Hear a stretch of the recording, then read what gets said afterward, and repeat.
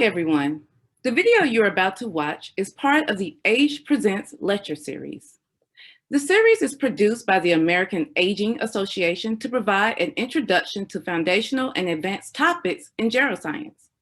As you watch this video, I would like for you to keep 3 points in mind that will help you understand the importance of biological aging. 1, aging is the primary risk factor for disease, including cancer, metabolic syndrome, and most neurodegenerative diseases. 2, the scientific approaches that are being used here today, such as the model systems that help researchers learn more about the mechanisms within these age-related diseases. And 3, mostly centers around you. What is your interest in aging research? Whether it's biological, translational, or clinical, how would you like to contribute to the field? And if you're not already a member of the American Aging Association, I would encourage you to visit our website to learn more about us and consider joining today. AGE members receive free access to the journal Geroscience, reduced registration for our annual meeting, opportunities to interact with many of the leading researchers in the field, and access to all of the lecture slides and the notes that are being used here today. And there's more. We have a very active trainee chapter with many opportunities for networking and career development.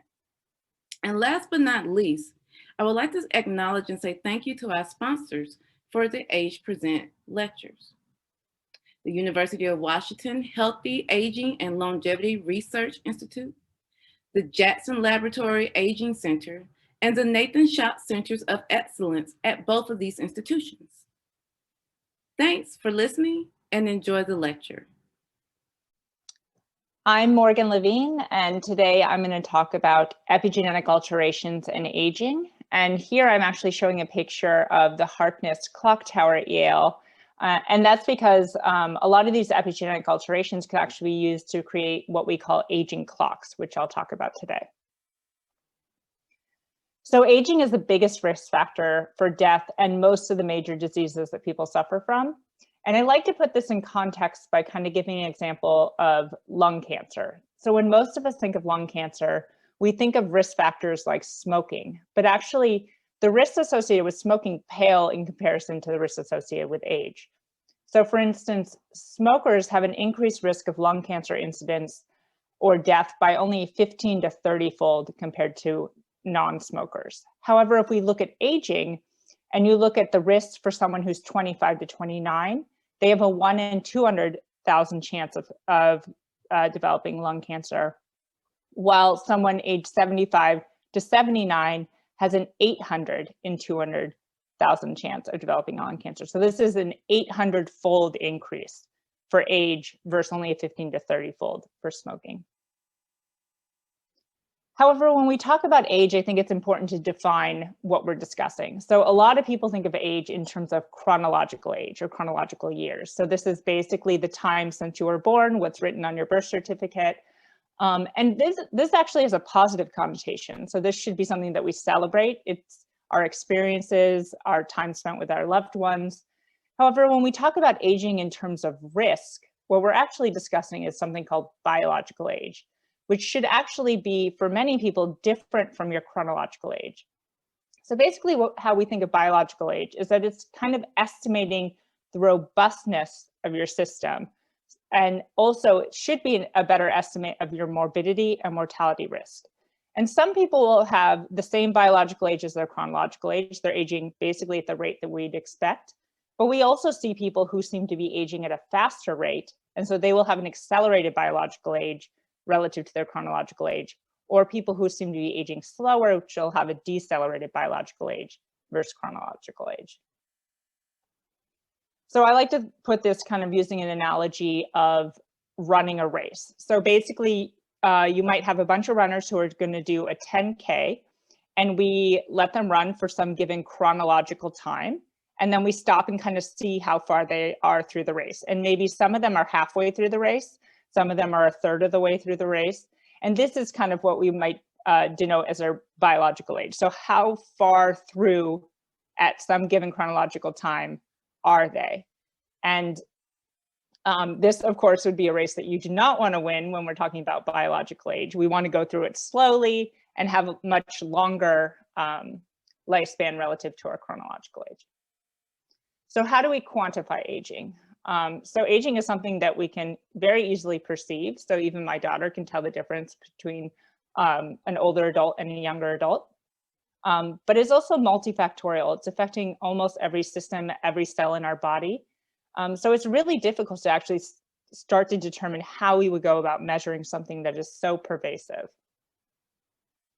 So one way that's actually been extremely successful is using measures of epigenetics. And specifically what we look at is one form of epigenetics, which is called DNA methylation. So what DNA methylation is basically a chemical modification, typically to what we call cytosine, CpG dinucleotides. So this is when you have a cytosine followed by a guanine in a single strand, so 5' to 3'. So these are these chemical tags that get added to the cytosine, and these will change the conformational structure of the DNA. So we have basically this, what you have your tightly packed DNA, which is your heterochromatin. So this is usually a repressive chromatin where you're not getting a lot of gene expression. Or when there's usually no methylation, you get euchromatin, which is more of a loose and active DNA. So this will change the conformation and thus change whether certain regions of the DNA are active or repressed. So why is epigenetics important? So I like to think of epigenetics and specifically DNA methylation as the operating system of a cell, is telling the cell how to function. And you can think of this because essentially every cell in your body has almost exactly the same DNA. Of course, cells will develop somatic mutations, but in general, they all share the same DNA. So what makes a stem cell, or a cancer cell, or a muscle cell is differences in the epigenetic pattern, which is dictating which parts of the DNA are being expressed. However, much like a recipe, this is actually, so basically if you think of the DNA and the genes as ingredients that the cells can use to make different phenotypes or react differently, that the epigenetics or the DNA methylation is like the recipe, how much of something you're going to use versus something else. However, over time, unfortunately, this pattern actually gets disrupted. So you might have, where you should have a methyl tag, you actually lose these with age, or other places where you don't, you gain them. And this will actually change, quote unquote, the recipe of a cell and actually lead to dysfunction and alterations in cellular signaling. So what does this actually look like? So you can look, if we look at these certain regions, again, these are called CpG regions in the genome.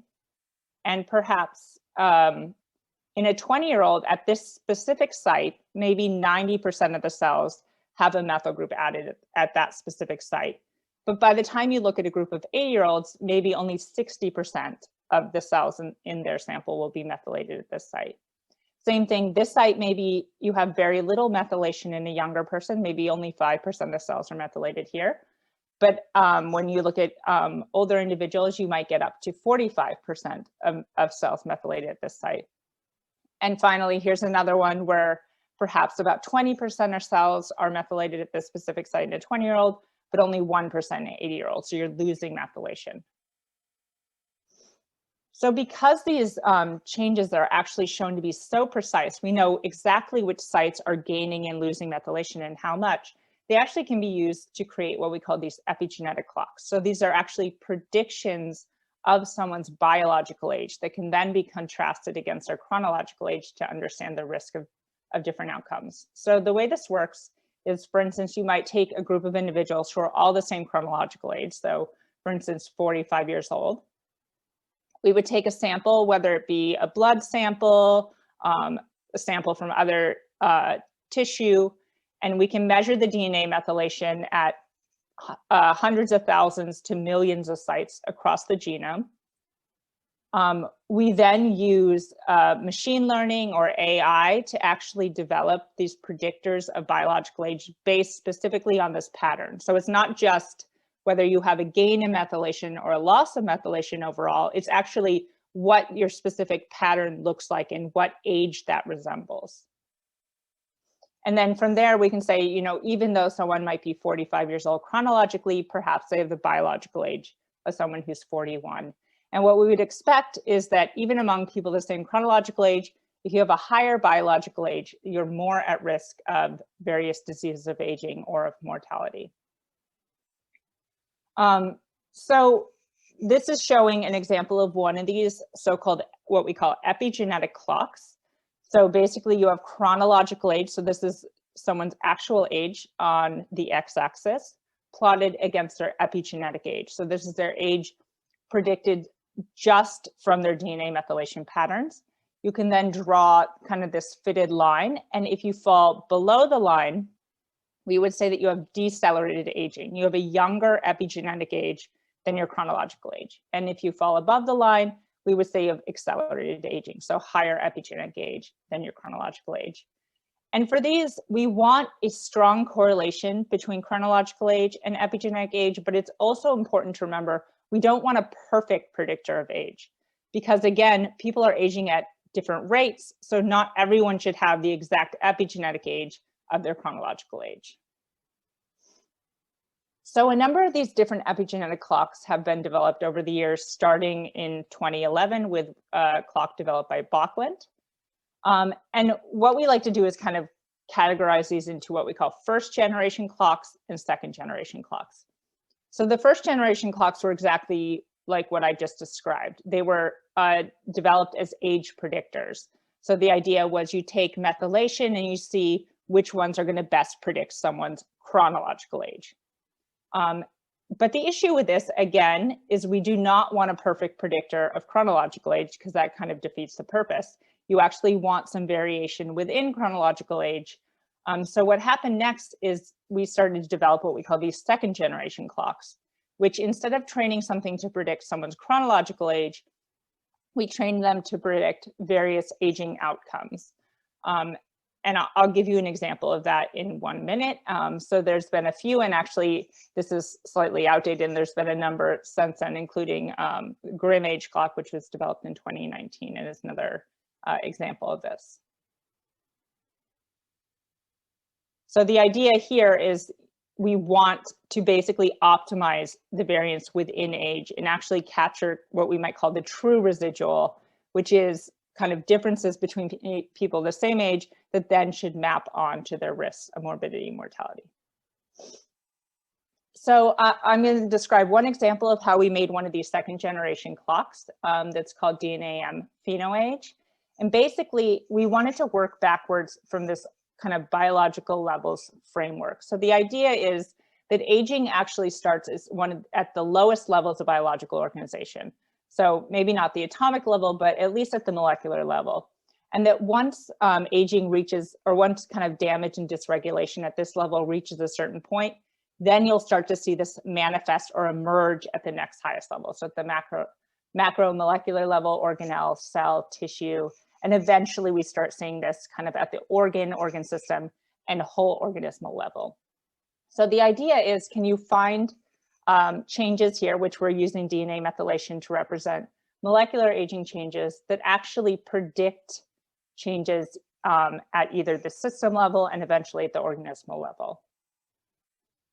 So the way that we did this is first we developed a multi-system estimate of phenotypic age, which is a predictor of age-related mortality. It's based on clinical measures. So basically we were linking the system level aging measures with organismal aging measures. So we're denoting death as kind of organismal failure.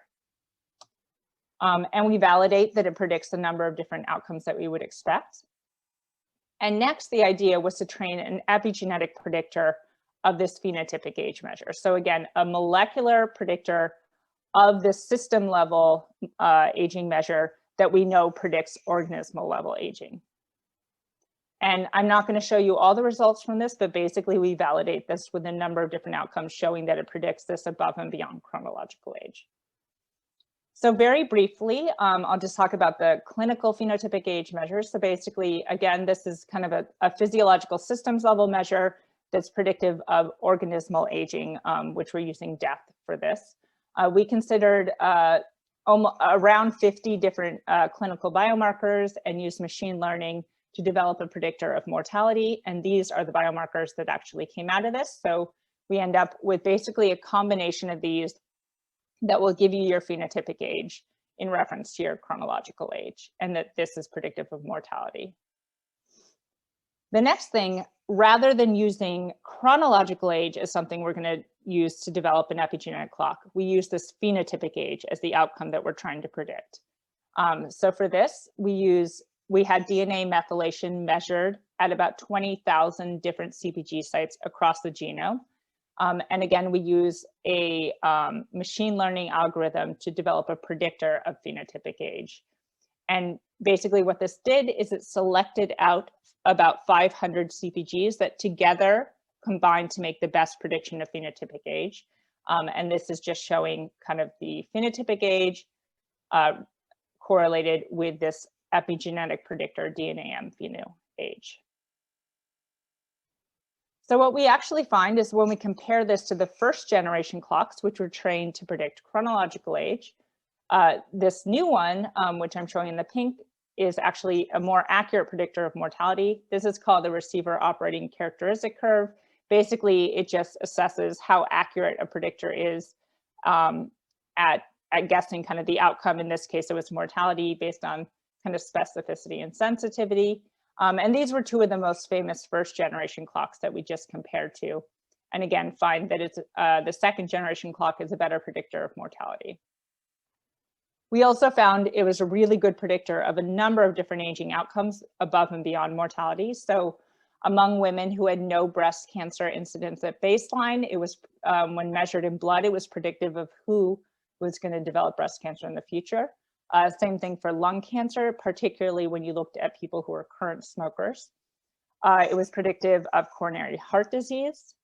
We also looked at individuals who have familial longevity. So they have a parent who's a centenarian or both parents, and they tend to be predicted to be younger based on this epigenetic clock.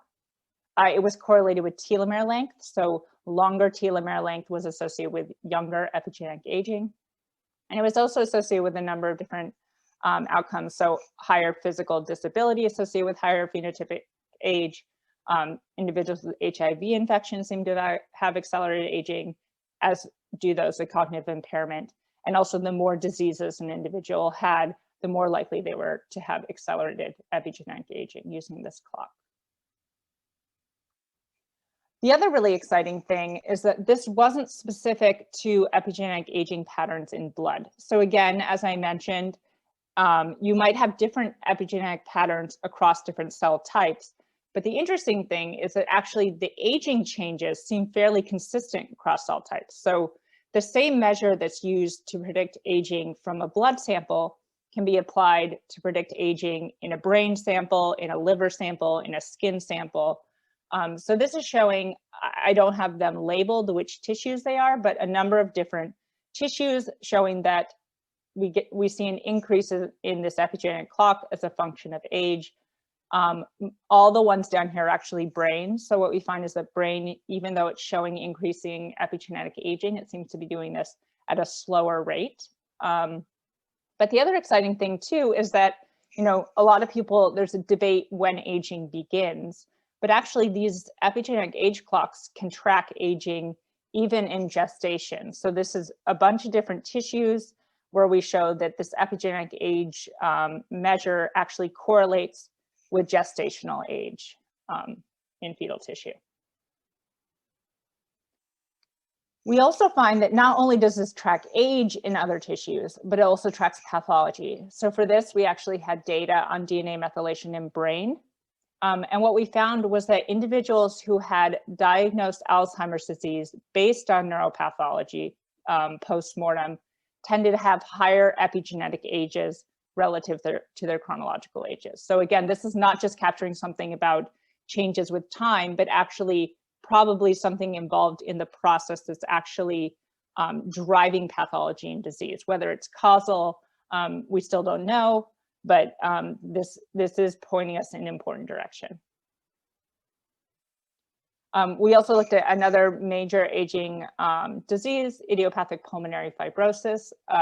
And again, we find that individuals, when we look at their lungs who have IPF, are about 10 years older than normal controls. And these are age matched. So these are among people the same chronological age.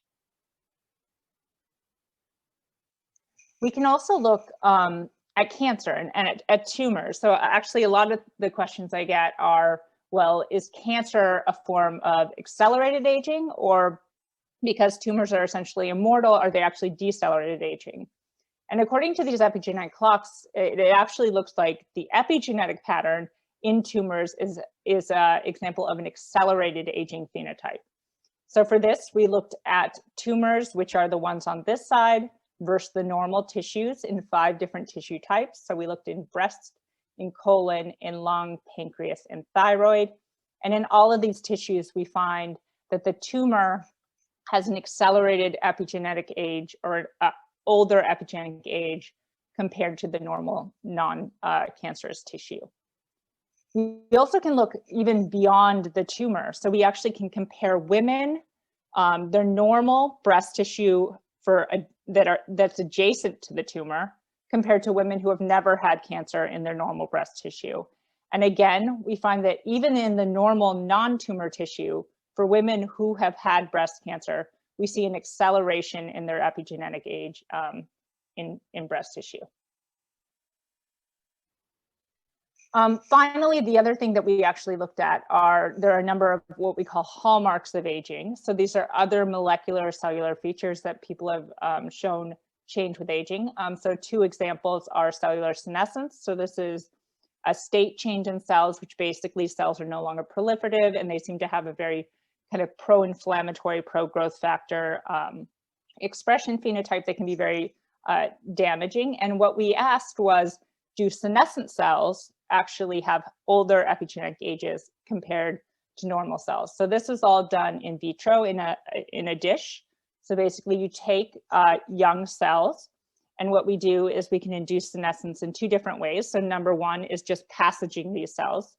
And eventually, due to telomere attrition, they'll actually senesce. So this would be these, what we call replicatively senesced cells in blue. Yellow is the near senescent cells. So these cells are still proliferative, but they're showing signs of senescence. And we see that they're actually, part way between the young and the fully replicatively senescent cells.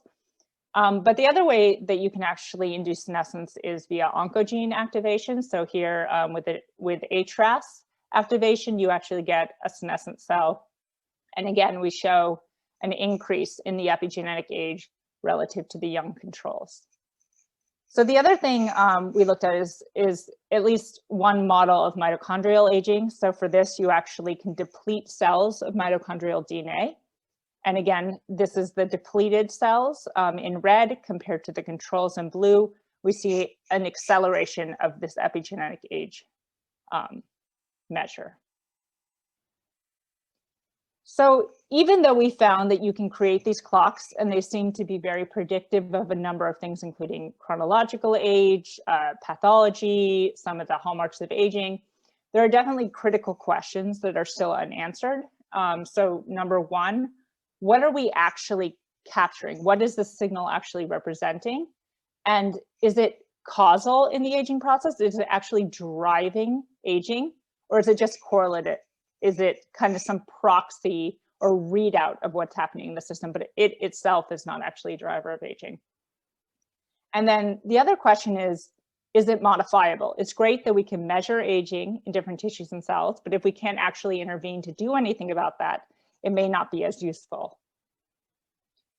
So to start actually trying to answer some of these questions, so the first question is, what are we capturing? What is causing this change in the epigenome? We've actually gone back and started to take what we call maybe a bottom-up approach. So rather than just looking at the patterns that we see correlating with age, can we actually look at mechanisms and find out what patterns track with those, and then ask, are those the ones that are correlating with age?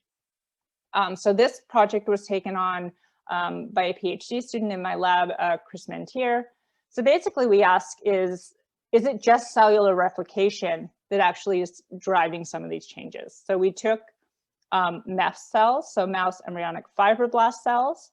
And again, just how I described the senescence experiment, we basically just passaged these cells and at every passage took a sample of DNA methylation and asked, do we see an increase in this epigenetic aging pattern? So we, again, passaged them at each of these passages, took samples, and then applied different bioinformatics techniques to predict what passage a cell was in, and then tested whether this signature is correlating with age in a bunch of different tissues.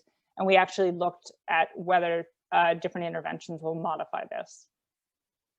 So this is just showing, this is actually passage number as a function of this predicted epigenetic age measure. So this is in what we call our validation sample. So this is not what we trained in. This is when we apply this to a completely new independent data set.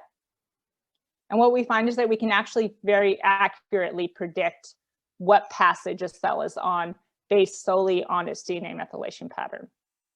Again, then we looked at different tissues from mice, and what we find is that this same exact pattern that we developed in a cell culture tracks with age in liver, in lung, in kidney, in blood, in adipose, and to some extent in muscle, although not quite as much, which is not surprising because muscle is actually post-mitotic, so you're not getting as much cell division as you would be in these other tissues.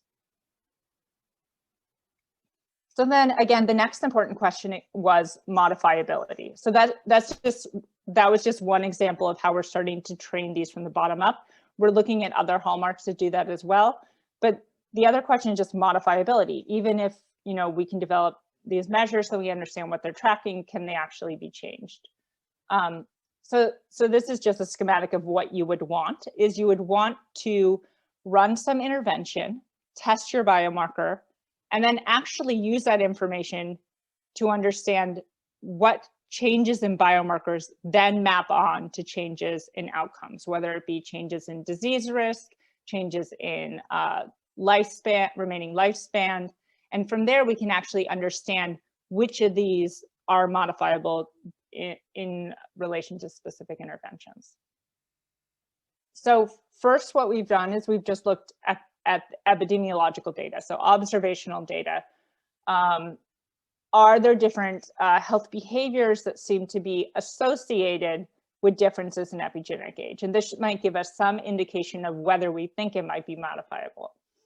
So again, what we find is basically everything your mother told you to do: physical activity, eating lots of plants and getting enough sleep, not smoking, having low stress. These things are all associated with slower epigenetic aging. But again, these are observational. It's really hard to tease out the impact of each of these things individually because people who generally have healthy lifestyles are doing all of these things simultaneously. So it's hard to tease out, you know, is it the physical activity or what type of physical activity is actually potentially causing this? So for this, what we actually need to do is look more at clinical trials. It's a little bit difficult right now in humans, but we've gone back and done this somewhat in animal models, and we're continuing to do that now. I'm just showing one example here, which was, again, that replication aging measure that we had, where we actually show that calorie restriction seems to slow epigenetic aging. And the interesting thing that we also found was that actually the longer a mouse had been on calorie restriction, the more decrease that they had seen in their epigenetic aging. The other interesting intervention was you can actually take cells and convert them back into what we call iPSCs, so induced pluripotent stem cells. So I can take a fibroblast from a skin and convert it back. And what this actually does is it seems to be erasing or resetting the epigenetic age pattern. So more specifically, this is referring to something called epigenetic reprogramming. So this was discovered by Yamanaka. And basically, this idea is that you have different cells. They'll start as a totipotent cell or a pluripotent cell, which means that they can differentiate into a number of different cell types. However, down here you would have your fully differentiated cells. So a fibroblast, you can have a skin fibroblast. But the idea is that by expressing these 4 factors, you can actually take this fully differentiated cell and kind of push it back up this hill and turn it back into this pluripotent stem cell, or this young embryonic-like stem cell. But the interesting thing is it doesn't just take on features of an embryonic stem cell, it actually also seems to take on the epigenetic age of the embryonic stem cell. So one question is, are we actually somehow erasing the epigenetic age pattern in these cells? So for this, we've actually looked at these different colors just represent different types of epigenetic clock changes. And basically what we can do is these are cells in a dish where you have expression of these Yamanaka factors, and we can kind of track over time as these convert back to iPSCs, what's happening to the epigenetic pattern. And basically just something to keep in mind that if they're going down, that means they're becoming younger. If they go up, it means they're becoming older. And basically if they stay right here, it means that there's no change. But what we can see is that for most of these epigenetic patterns, there seems to be kind of a rejuvenation or kind of they're taking on a younger epigenetic pattern with this reprogramming. So particularly, I'm not going to go into too much what these different colors represent, but these are just different types of epigenetic changes that you can see. Many of them are actually becoming younger, rejuvenated over time, and are kind of plateau once they become iPSCs. A few of them are going up, although it's not very much relative to the ones going down. But this is also just to show that it's not the entire epigenome that's becoming rejuvenated, but actually very specific features of it are.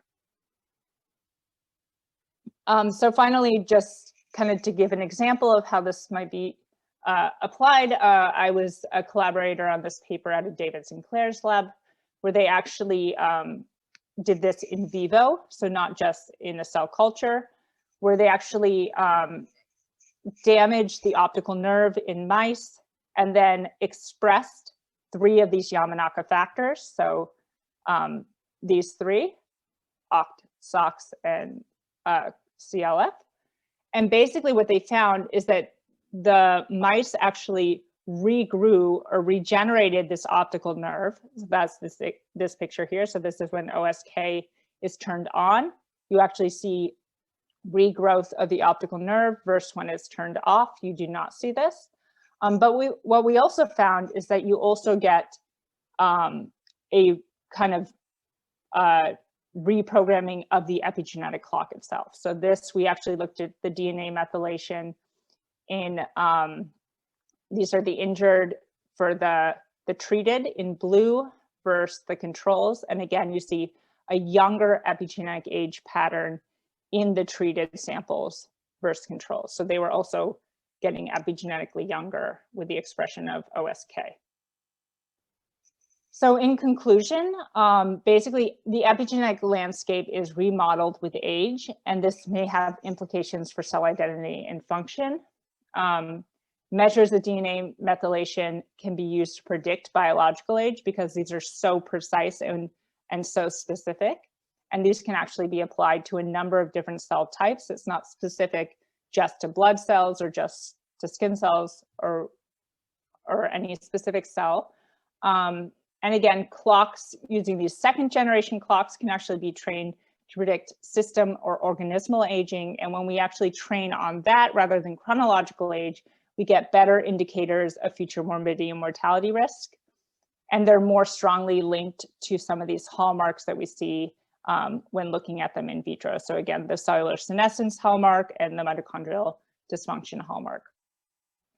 We also find that some changes in DNA methylation may be a result of basic cellular processes. So in this case, we showed that just replication itself will change the epigenome, and that this same pattern can be seen across different cell types. But there is also some indication that this pattern is modifiable. So we've seen observational studies in humans that certain health behaviors are associated with slower epigenetic aging. We also found in rodents that calorie restriction will decrease epigenetic aging.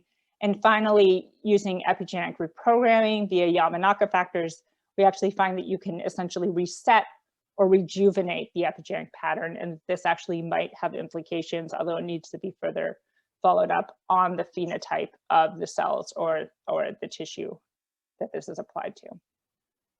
And with that, I just want to acknowledge the people in my lab and some of my collaborators and my funding from the National Institute on Aging and the Glenn Foundation.